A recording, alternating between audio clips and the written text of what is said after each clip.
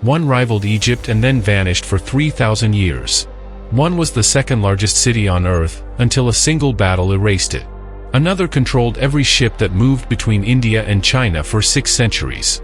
Almost nobody knows its name. History did not forget these empires by accident. 10 civilizations. 10 erasures. Here is what actually happened. They fought Ramesses II to a standstill at Kadesh in 1274 BC, the largest chariot battle in history. Then their entire civilization disappeared. For 3,000 years, the Hittite Empire existed only as a name in Egyptian records. No ruins. No texts. No trace. Historians assumed the Egyptians had exaggerated. In 1906, a clay archive was uncovered at Bagaskoy in central Turkey. 10,000 tablets. An entire language. An entire empire, buried and forgotten. Before the Hittites rose, another superpower dominated the ancient Near East. The Mitanni, an Indo-Aryan kingdom that stretched across modern Syria and Iraq. They fielded some of the finest chariots of the Bronze Age. Egyptian queens were sent to Mitanni courts for marriage alliances. Then the Hittites crushed them. Assyria absorbed what remained. And Mitanni vanished from every record, so thoroughly that its existence was not confirmed until the 20th century. For 600 years, every merchant ship moving between India and China passed through Srivijayan waters. Based in Sumatra, this maritime empire controlled the Strait of Malacca, the most valuable trade chokepoint in the medieval world. It taxed Chinese silk, Indian spices, Arab frankincense. It funded hundreds of Buddhist monasteries. It was wealthier than most European kingdoms of the same era. The name Srivijaya does not appear in a single standard Western history textbook. But here is where it gets strange. Not every empire on this list was forgotten through silence. Some were forgotten through active denial.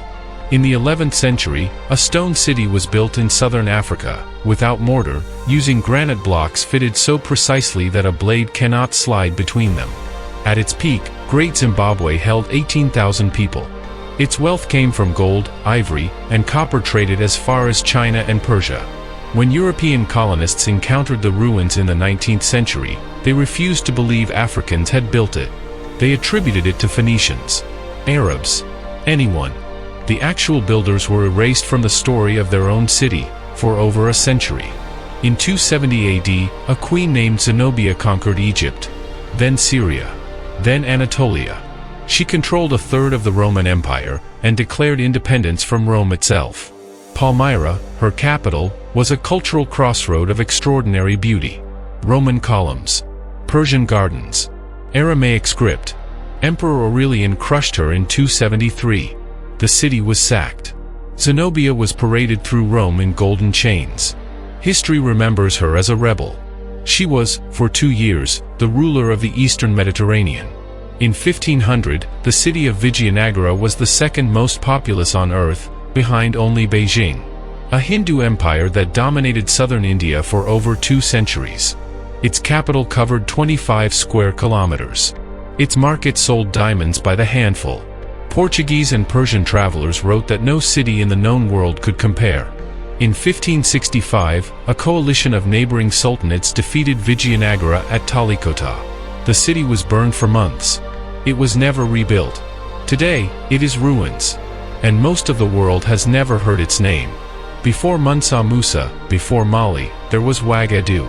The Ghana Empire controlled West African gold trade from the 6th to the 13th century. Arab scholars called it the Land of Gold.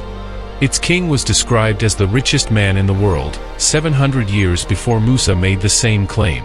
When Mali rose, Ouagadougou was absorbed, then forgotten. The word Ghana itself was later given to a modern nation that occupies none of its original territory.